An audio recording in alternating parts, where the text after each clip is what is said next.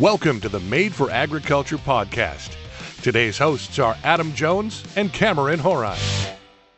All right, folks, welcome to another episode of the Made for Agriculture podcast. My name's Adam Jones. And I'm Cameron Horan. And we're back today doing a little in-person recording. So welcome to the room, welcome to the podcast here. We got Doug Spaunhorst, Dr. Doug Spaunhorst, our Director of Agronomy, and Garrett Imhoff, our Research Agronomist, with us today.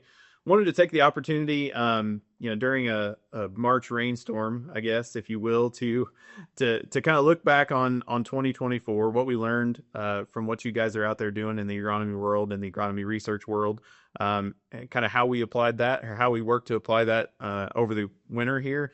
And then what you guys are looking forward to, what you learned from last year and how you're going to turn that into to something different than for 2025 and 2026. So I'll let you guys just kind of give a quick, why don't you guys just give us kind of a quick background of your all's research trial system, how we try to kind of trial and put products through the paces, if you will, for MFA. So Garrett, you're out there a lot. So why don't you kind of give us some of the background on that? Okay.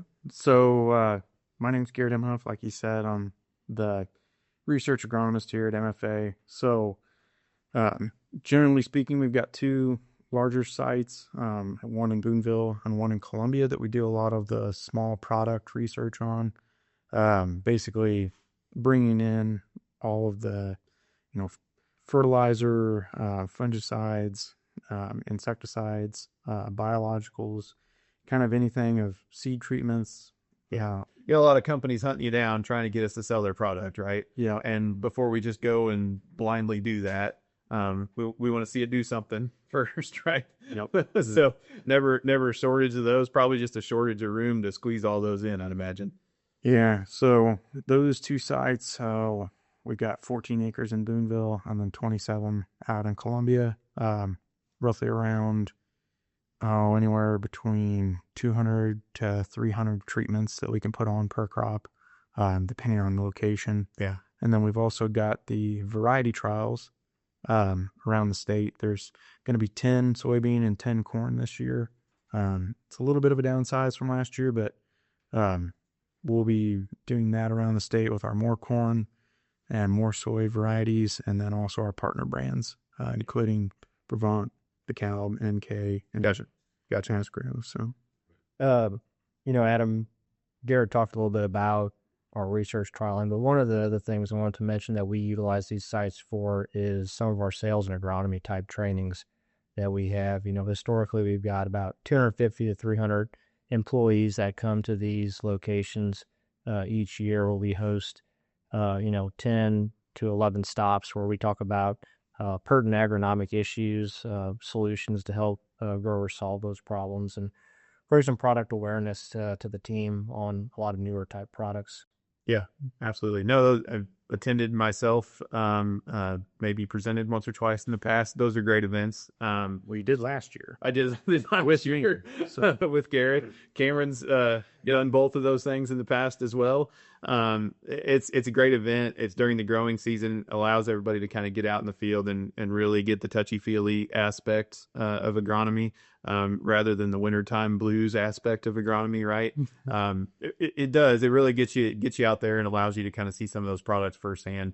And that's just your big agronomy sites, Doug. Your rep trials, those get utilized all across the state, from a training aspect, from our staff on hybrid placement, plant structure, what all those products look like, kind of allows our sales team to get out in there and same thing, be able to kind of touch and feel all the products, and then be able to look at that replicated data at the end of the year too. So and kind of put both of those aspects together. So a lot of good employee utilization training possibilities from those agronomy sites. I will say, just speaking from being in the agronomy department before, and we stand firm on our replicated site data, and we stand true as that's how we want to do data and not do strip trials or not a lot of large on-farm trials from that standpoint. But we do some of those large-scale trials as well. A lot of times that is kind of to solidify the data that we're finding in our replicated trials, especially on some of these products. I know, Doug, we're testing some of these, especially biologicals. Some of these biologicals, it's hard to, let's say, get consistent data in some small plot replicated stuff. just because of the microcosm, the microenvironments that can be had there. And so we do utilize large scale, utilize our agronomy team that we have out in the field to use some of those to help kind of more or less validate what we're finding in the replicated trials from that side. Well, some things like hybrid placement and things like that really kind of are conducive to a small area, right? Right, playing a hybrid in a small area, it stays there. Some of these biologicals, fertilizers, things that change, like you mentioned, that micro environment. You need those on a bigger scale. So we certainly do both. But I will tell you that our team places a lot of faith in our replicated trial data, especially definitely for products, but also especially for seed hybrid selection and things like that. Yeah. When we're looking over multiple sites, multiple replications, it allows us to go with confidence to somebody and say that this product can perform more so than this product across a wide geography. So yeah, the nice thing about having the larger scale trials is it allows us to put those products through our large application equipment. Sure. It allows us to discover if there's any types of challenges that may happen from real world, real equipment situations. So it's helpful from that standpoint. Those trials are anywhere from 20 to 30 acres in size, and I'd say we do about 30 to 40 to maybe 50 of those each year. So try to capture the broad breadth of the crops that we grow: corn, soybean, wheat, and try to get in a little bit of cotton if we can. Those are a little bit more challenging. Sure. Yeah. Awesome. Well, I mean, we already kind of have, but let's kind of get right into it. So you guys probably have most of your data compiled at this point from last year. What jumps off the page at you? What's something that you saw out there that maybe our staff was asking for, or some data on, or something like that's kind of jumped up to the front of your mind, and you got the bar graph to prove it this time around? Yeah, so I think probably the biggest one this last year, and something that we've tried for 2 years, is soybean planting timing. Mm-hmm. That was something that we tried in the past, and then only went with one variety and not a treated or untreated seed, and saw a lot of benefit from just watching how fast your yield can decrease through time. Sure. But I think this year, especially with all the treatments that we got in, tells a lot of us. Well, it tells a really, a vivid picture of how fast it drops off and with different varieties. I don't know, Doug, if you want to chime in too there. Yeah, I just think that my take home was, we had some really early planting this 2024 cropping season, and it just showed time and time again how important those seed treatments are, especially early season. Absolutely. And we can still see some benefits from those later May, June type plantings when those do happen. Yeah. So you guys were able to layer plant date. I've seen your data. So I'm trying not to play spoiler alert, but you guys were able to layer some of those seed treatments on with different plant dates. And you felt like that was where you really saw something? Yeah, I think what was our first planting date around the middle of March? It was the 13th of March. 13th of March, and so I think we maybe had a frost or two come Sure. we had after that. So actually the air temperature both years when we planted early, not just April, but March, both years, that specific planting went 4 days where it was at or under 32 degrees. For whatever reason, it mimicked the exact same thing where we got to plant. We had a few warm days, and then it just dropped off. The same amount of time frame. Gotcha. Beans weren't out of the ground yet, I assume, at that point. So the treated seed actually hung around on the ground a long while, roughly about a week and a half. And this year with the untreated bean that we have there, it actually got up super fast, came through on those warm days, and then got frosted. Gotcha. And okay. We lost a little bit of stand, but not. I wouldn't say where we were going to replant. So Sure.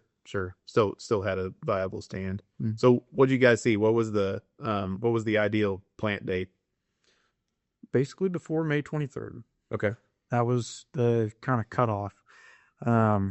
So we planted several different trials, not just in that planting date study, So that planting date study specifically was looking at trying to hit like the middle of the month within 3 days on either side of it. Yeah. But we planted the back row right next to it. The very next plot on May 23rd, and had very similar yield with the same variety. And then we came back the last day of May and basically dropped about almost 10 bushels or more. Really? For every one of the trials. So that back half of the field where Garrett's talking about, it was a sloping area and it drains very well. And so up on the flat part, we weren't able to get in yet because conditions weren't suitable for planting. So back half had some adequate drainage. And like you said, 7, 8, 9 days separation at planting date was all it took to really see a difference in yield across those. But, obviously weather comes into play later on in the season quite a bit too. Sure. Absolutely. Yeah, weather comes into play, but I mean, you're capturing daylight hours, right? I mean, you've given up a lot of those daylight hours. If in that you get to that late May zone, the days are so darn long. You can give up 2 weeks, and you've given up a lot of sunlight hours there. So makes a lot of sense. So guys are going earlier and earlier on soybeans. Personal experience with this, like it really sets you up for the kind of soybean. Honestly, in 2025, it sets you up for the kind of soybean yields you need to be profitable. So I'm absolutely comfortable with that. You guys mentioned the seed treatment piece of it, which is going to be critical for going out there and putting beans in the ground that early. Again, looking at your data, it looked like that mid-April planting was really, really good. That's a great time, in my opinion, in most of our trade territory to be putting beans in the ground. From what you guys saw, what do we got to put on top of those beans to kind of protect our stand at that point? For sure, a good F&I. Okay. That's critical. That was all that we actually had in our study, but it was Cruisemax Apex, so a really good product. Sure. So you've got a lot of modes of action there. Yeah. Too as well. Yep. So Yep. A lot of active ingredients. Right. More or less. Yeah. So Yep. Absolutely. No, I mean, the quality treatment things, I mean, you've again, depends on the weather. But you can set yourself up for some SDS issues and some other things too during that time frame. Again, just kind of depends on the weather. I know last year it seemed like the super early beans kind of made it up without those ideal SDS conditions, but then some of the later beans actually didn't and hit that zone. So it didn't kind of contrary to what you'd think. So it makes it a little hard to plan ahead, other than that there's a chance that when you put them in the ground, those conditions are going to exist. Yeah. So yeah, and I think that's a good point to have there, is that you really don't know when you go out what conditions are going to be conducive for that environment. Everything, the triangle your emergence is so far from where you're putting them in the ground. That's the biggest thing, is like you can look at the calendar, the 1st of June, you can go out there and stick beans in the ground, look at the calendar and be like, you know what? I know we're going to have great conditions all the way until this crop emerges. We're good to go. If you go out there April 10th, you can't do that because your emergence date is 3.5 weeks into the future. It's like there's no way to predict the weather that far out. So in my opinion, you just got to put the right treatments on there, everything that you possibly could need, because you just don't, there's too many unknowns. Yeah. Right treatments, you can't stress enough just planting conditions. Planting conditions are so critical to success, right depth, and so forth. Honestly, even soil tillage in a lot of ways. Like, I think that part of the reason why we didn't have like phenomenal yields in that first round, even with maybe the temperature delayed effect and everything, was just the fact that the ground was already so wet. And going in, even if you're at the right depth, or you're setting it up for good success, it's still just, we were right on the edge of whether we could get it in or not. Sure. Right. Every one of those marginal plant dates, you're going to see that later on in the year.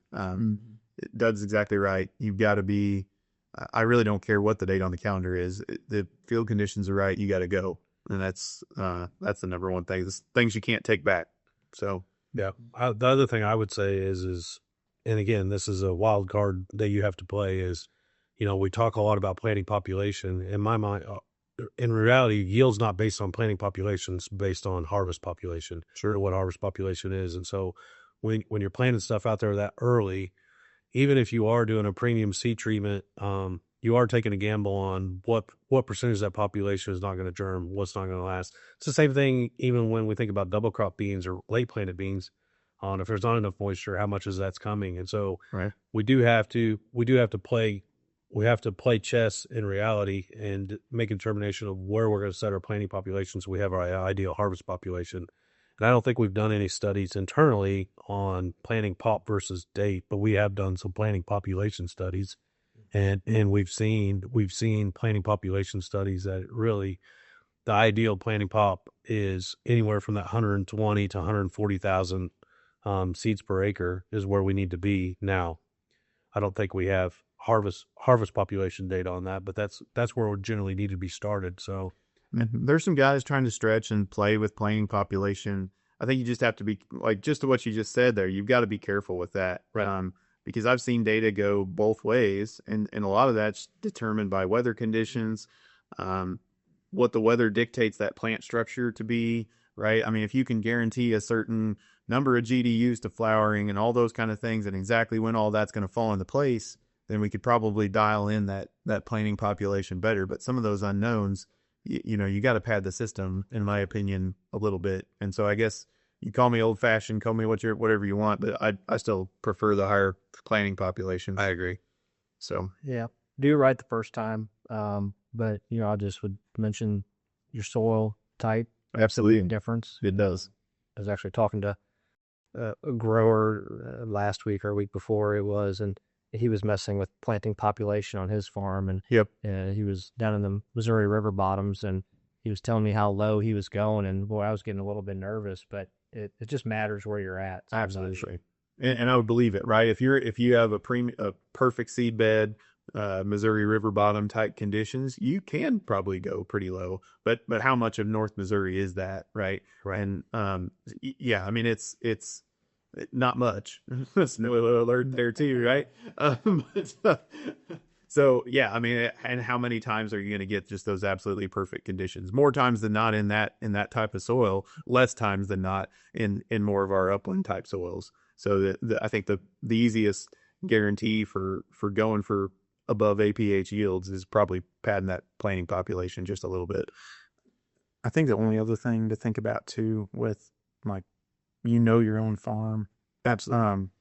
A little bit with planting date, but I mean, whenever I think of an ideal situation for, planting earlier, you're kind of in that hill or upper hill ground, and you're not in the bottoms where you could possibly even have that temperature, you could reach freezing a lot easier in those river bottom areas than any other situation. Yep. So that's one thing, kind of a watch out. Yeah, absolutely. Again, everything matters at that point, right? Your management system. I mean, you could no-till soybeans earlier, and they're going to take a really, really long time to get out of the ground. Than in a conventional tilled field, if you're planting them early, that may be what you want. In some cases, Right. If you're pretty early on the soybean side of things, you may not want them to come screaming out of the ground and then get frosted off. So it's there's some give and take there, and everything matters at that level.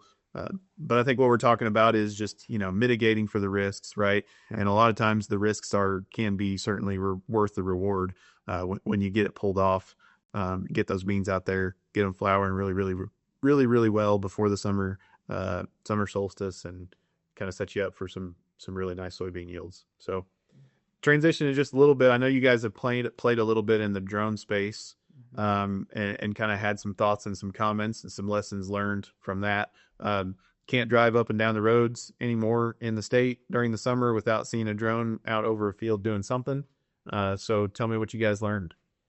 Yeah, so we put out some drone trials this last year. They're more or less like strip trials, where we were basically putting on different fungicide with an adjuvant or with Trin B, and different combinations here and there on soybeans and corn. One thing that really stood out to me was basically the yield data after the fact. because of the way that I harvested it. So when we went into harvest, I took basically 2 rows through what would have been 40 foot, every 2 rows, through that 40 foot. And so, with that data, I was able to kind of capture a little bit of the way that the application went by yield impact. Okay.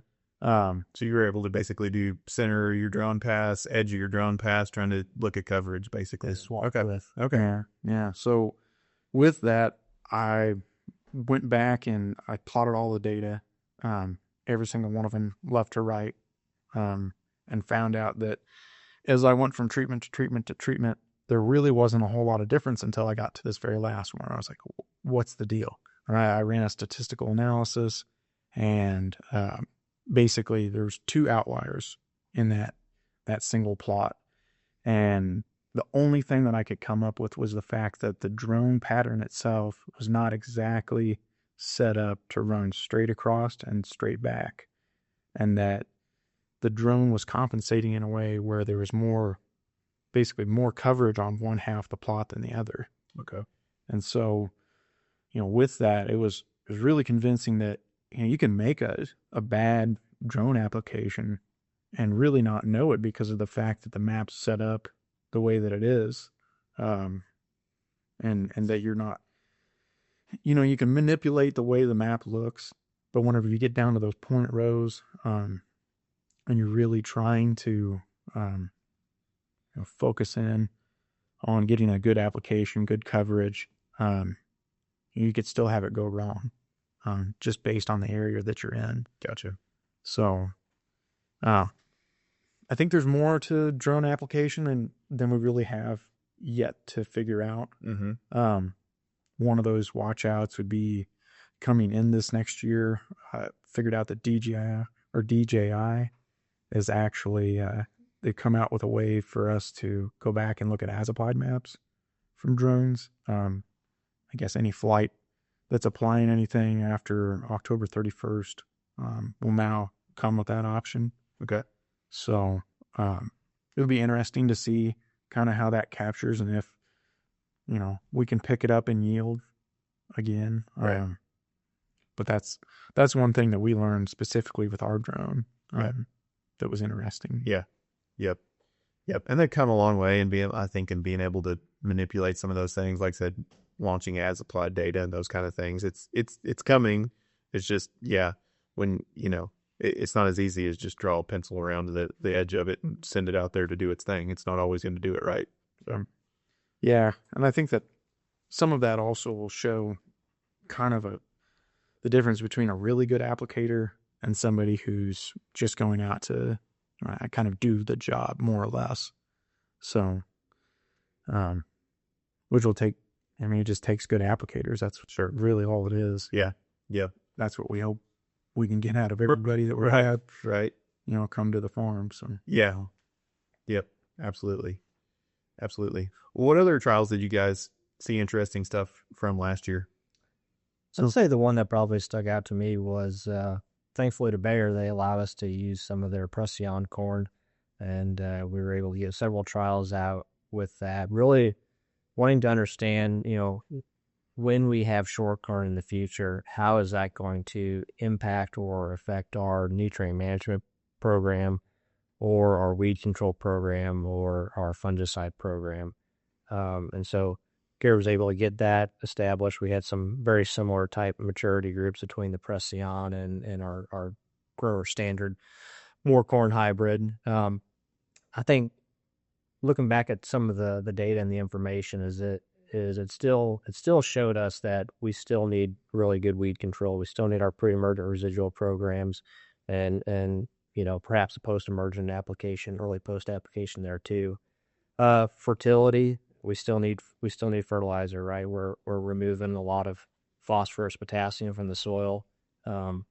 We had pretty decent yields with those varieties that we looked at. Of course, there was some, genetic differences between the two that really separated yield-wise, but we saw a lot of very similar trends as far as, we need the proper amount of nutrition, we need weed control. Mm-hmm. Yeah, and one thing that was really interesting was that, as we were out there, we were really expecting like a dramatic response from the Precision corn versus more corn, just because of the way that it looked with changing fertility. That was something that was very, very represented well as we walked through the field.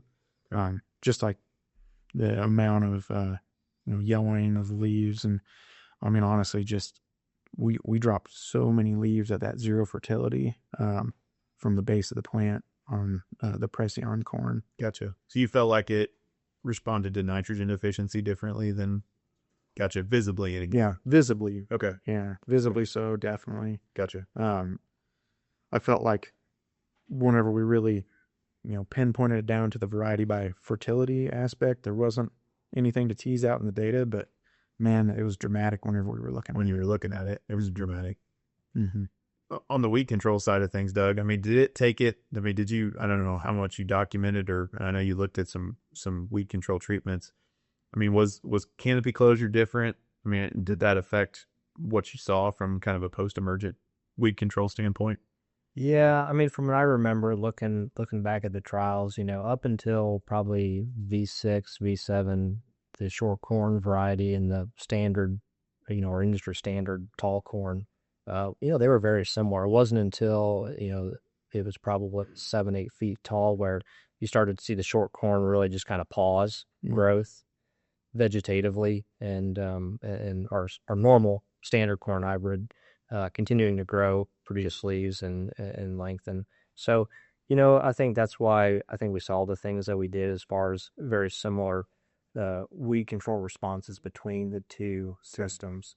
So it's not just slower to grow necessarily. It just doesn't go through that rapid growth stage. And that's what my experience is with it. Gotcha. Yeah, I mean, it just basically we got to a certain point and then it just stopped. Yeah.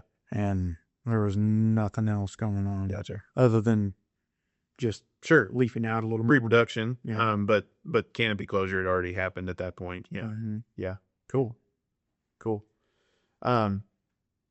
Anything else you guys want to talk about from last year before I kind of ask you what you're excited about coming up for 2025?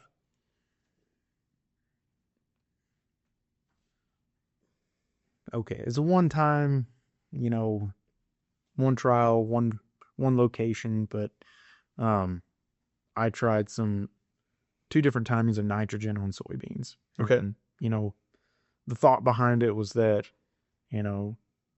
maybe early season we don't have our best conditions for that microbial community, the Bradyrhizobia, to start doing their thing, producing nitrogen for the soybean. That was one of the timings I was thinking of.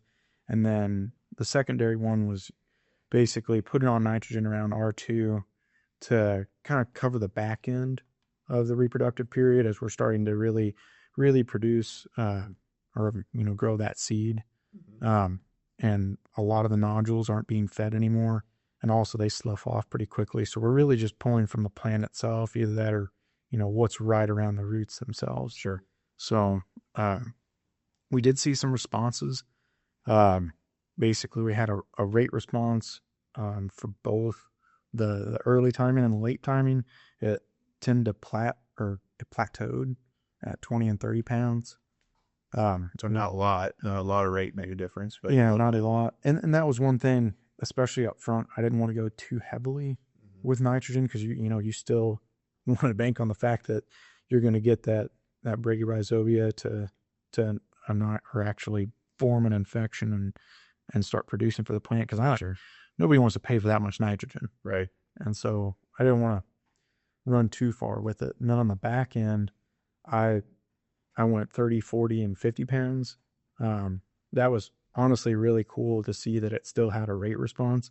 But the interesting thing was that the upfront timing was similar to the back end. So basically matched yield response at 30 and 20 pounds of like 68 bushels versus 68 bushels with that 40 and 50 pound rate. The one thing that was interesting whenever I started really looking into the data was that we actually had test weights that were higher, putting it on later in the season. Okay. So that was something that I look to capitalize possibly on this year. Interesting. Moving forward. So yeah. So you mentioned it was a one-time thing, but I assume probably not, because I assume you're probably going to repeat that and see if you can see the same thing again. Yeah. So the idea was that, I wanted to look at late season AMS versus Super U. And I don't know if it was just because the AMS had been sitting in the shop for too long, or I just grabbed bad product, probably because to be honest, it was a last minute trial. I had space and I was like, if we don't try it, we'll never know. Right. And so the AMS response was really wonky. So I threw that data out. So that's one thing that I'm looking forward to adding on this year. Yeah. Try to look at sulfur versus just straight nitrogen. Yeah. And if we're looking at basically, is it the nitrogen from AMS or is it the sulfur or is it the combination, that kind of thing? Yeah. So, yeah. No, that's interesting. People have been playing with it, and I've always heard that extremely high yielding soybeans are the only ones that need nitrogen. But then seen studies similar to what you were saying, where light rates did get a response, and then other times it didn't. So it's interesting, something to continue to play with. Look forward to seeing what comes out of it in the future there. So yeah. And then I guess I'll also note that it was in Boonville, so high yielding environment. Sure. So we'll see how it pans out on old clay pan, but yeah, one hit wonder there. Right. Well, could be, might not. So Absolutely. Well, I know you've shared with me what you guys some of what you guys have planned for 2025. Some of it kind of lines up with some of the issues that we're definitely seeing out in the field. So, what do you guys have? What are you excited about getting trials out for 2025? I guess for me, I'm excited to use our variety trials. I guess that sounds kind of funny. Use the locations that we have at the variety trials to add on some trials that also can help our sales staff. One of the biggest thing is really setting down and coming up with a treatment list for, basically managing soybean cyst nematodes, looking at different combinations of that F&I, and then also just nematicide in general. And then also looking at not only what would be hard chemistry, but also the biological side, like what we find with Votogen and those style of products. So that's going to be really interesting this year. But then also tying in the resistance traits as well. Right. So both trait package of the soybean. We've got enough peaking line soybeans in the commercial space now that there's some in our commercial rep trials, so we might as well use them. It makes a lot of sense to me to try to pull some data out of. Yep. So yeah, so it'll be interesting to see how that one goes. We're going to try to pair up also some soil tests for nematode counts so that we can, see if we're having some efficacy with those products, and see if are we managing it, or we're just getting ahead on yield and that's it. Right. So that'll be interesting. And then we also have some pivot bio trials. Okay. So just so that I can make it happen, we're going to be kind of looking at the grower standard versus adding nitrogen. Okay. And then with and without pivot bio, obviously. Okay. And that's the seed treatment product, right? Not the ones you guys have the seed treatment product. Yep. Yeah. So that's something that, as we move forward, it's good to see, cross locations where we find our wins. Sure. And that kind of thing. So, those I'm particularly interested in, especially with as many locations and also the impact that it does have for those sales folks. Yeah. It's right in their backyard, hopefully. Sure. To pull that data from. So any kind of lessons learned? I know you guys have played with the biologicals a lot in the past. All of you guys have. Mm-hmm. Anything that you've learned from some of those past experiences that you can kind of deploy into how you're looking at trialing those products now?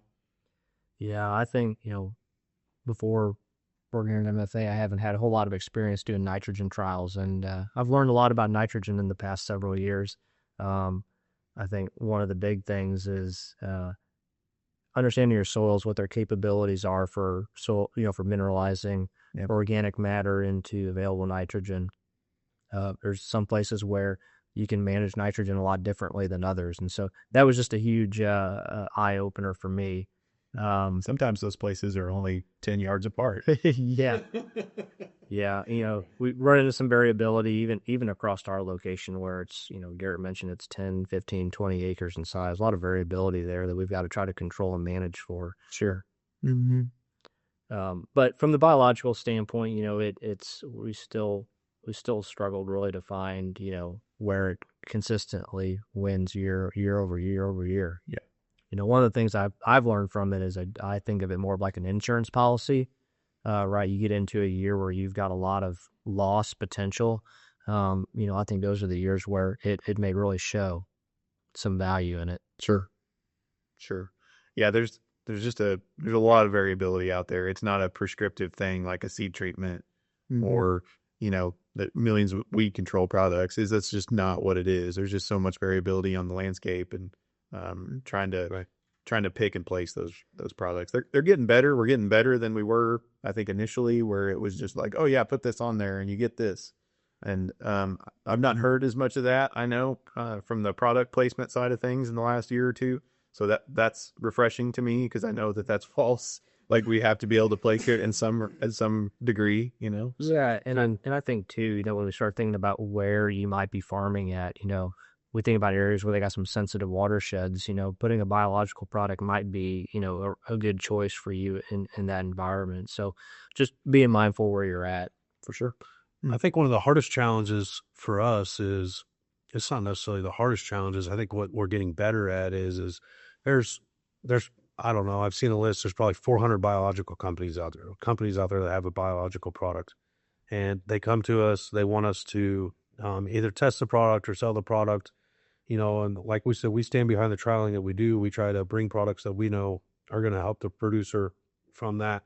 I'll say that when the biological space first moved in, let's say 6-7 years ago, we really started ramping up the trialing process. When I first started trialing these products when I was on the agronomy side, is a lot of it was, hey, just put it in your tank, you spray it in the tank at that whatever timing it may be, whether it be fungicide timing or it's post timing, and you're going to see a 3-4 bushel increase. And I think one of the things that I do respect about some of the biological companies that come in with this is they have got better at recognizing it's not just, we can't just necessarily put a product in the tank and spray it and get results. Is we've done a better job of understanding, hey, just because it's labeled a biological, it may not be a biological. It may be a living organism, which is a true biological. It may be a biostimulant, so it may be a plant hormone. It may be a plant extract, and all of those play different roles within the crop physiology of the plant, and they all have critical timings. And so we've got better at identifying and saying, hey, you can't just go out there and spray this V2 to V6. No, actually, we really need to be at that V2 to V3. If you miss that V2 to V3, you might as well not go out there at V4 to V6. How we're doing it. And so we've got better at recognizing what those truly are and having that impact. And so it's a matter of finding products that we can, we don't, as MFA, we don't want to have a catalog of 800 biological products. And so it's a matter of us working together to find products that, one, we can recommend to producers, even if they come to us and say, hey, this is a product that we're looking at, whether it's a product that we sell or not, we could at least be a trusted advisor for our producers. Sure. And give them product expertise from that. But then also finding products that within our system, what can help us find the broad acre, what can help us be impactful and allow producers to grow their profitability with those type of products. These products are here to stay. Oh yeah. Garrett mentioned, we're testing Pivot Bio. I truly believe that at some point we're going to fully unlock the capability of what some of these biologicals are going to bring to us, and we're going to see a shift in how are we applying either crop protection products or plant food products, and how they start intermingling with each other. And so we can start growing yield, and how that's going to have an impact on us And it's hard to say that as a company that sells plant foods and CP products and some of these products, and how that shift is. I mean, we never want to find a way to not sell more plant foods, but at the end of the day, we want to be able to help the producer, and we want to help the producer grow and have that positive impact on their farm and the longevity of that. And so I'm not necessarily summarizing this podcast here, but at the end of the day, that's what these trials are for. It's for us to be able to build confidence in everything that we're doing, so that we can have conversation with producers and move them forward. Absolutely. Every company that comes to us has some sales sheet with some kind of stats on it that show a 2 to 5 bushel advantage, right? Everybody's seen them from every single company that comes in the door. But kind of how do you take that and funnel it down into, we know that these products are the ones that actually, number one, fit your system, can be applied feasibly at some point by you or us during the growing season, show a response, and more times than not, and are economically viable. Yep. So that's right. I mean, I don't know how many meetings Doug, Garrett, and I can sit in and meet with all these guys. Obviously, we also only have so much limited space that we have. So I'll be honest, I'm sure there's products that we've missed and we haven't had a chance to look on, and they've hit a market somewhere that has been great, but there's also products that we haven't too. So right. It's very challenging. It's very challenging in such a broad space. One other thing to comment on that, Cameron talked about pivot. We've got a dedicated seed treater that we're utilizing for that specific product. So one of the big questions is how does the operational piece fit into that, right? We're fortunate enough to have a seed treater to do that for that specific product, to really minimize any type of potential negative impacts that could come from it. The second thing I wanted to mention was, again, that operational piece. Once we get done treating that seed, what do? We put it in a big black box, and where does that go? Does it sit outside in the sun for 3 days and bake? Like you're having a greenhouse effect, or does that go into a shed or, some type of closed environment? So that was one of the biggest things that, as we've talked about it with Pivot Bio, is just kind of how we're storing our seed, our product, and that kind of thing.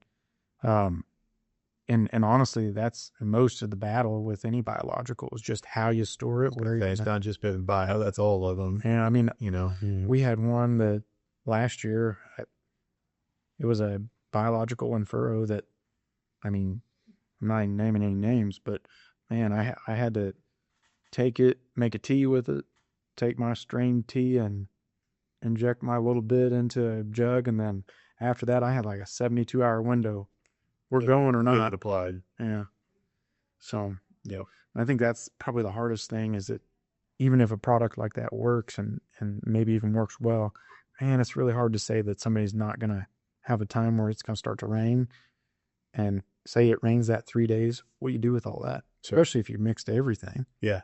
I mean, that's a lot. Absolutely. Yeah, I'd say most of them are starting to become more planter box style, dry products. And so I think, in the very short time that we've been experimenting with them, we're seeing our larger and larger percentage go that way. Yeah. And I think they're a lot more stable in that way. The only thing that I think we've seen a divide between what would be more biological, or the actual microbes themselves being in a jug, is those tend to head more towards the seed treatment pathway than the biostimulants or PGRs. Mm-hmm. Those have tended to actually become more of a liquid formulation, more of a foliar spray. Yeah, right. So those because they're probably needed later in the plant's growth stage, later growth stages, I would assume. So, so then it would come to mind would be like Proliant or, the Smart Foil, or of the things that we've tested. Those have tend to be more liquid formulation. Sure. So, sure. Makes sense. What else, guys? Anything else that you're looking forward to working on for this coming year? Man, the demos. I'm excited for training camp this year. We've got a lot of demos. I mean, I would say more so than in the past, maybe. And I think they're going to be good for getting those, our staff, but not only that, but bringing in some of those reps and companies that we can get a lot of back and forth, and hopefully learn a lot. Yeah. And ask those questions that maybe we don't get time to have during the year. Right. So, Well, we appreciate all your all's time on doing that. Definitely lots of benefits for our folks that are out in the field working directly with growers to get that experience, be able to pass that along directly to folks that are doing this for a living. So appreciate you guys' time and getting that done. Yeah. No, I think one of the ones I'm looking forward to is our Liberty Ultra demo that we've got with BASF. You can't find an unloaded, formulation of Liberty or glufosinate. And so being able to see, a technical grade glufosinate and just what the value of that adjuvant system brings to it is going to be, I think it's going to be really cool. Haven't seen it before, so looking forward to that one. Right. It's nice to get labels on new products, even if they're just new formulations, but being able to put them out there in the field and see what they can do is always exciting. So, guys, I appreciate the time for you all sitting down today. Again, I appreciate your time that you spend each and every day working on stuff for both our customers and our employers and our employees. Thanks to you guys for taking the time. Thanks for being here, Cameron, and appreciate everybody out there listening. Thanks for the opportunity. thank you. Thank you for listening to Made for Agriculture, brought to you by MFA, your whole farm solution.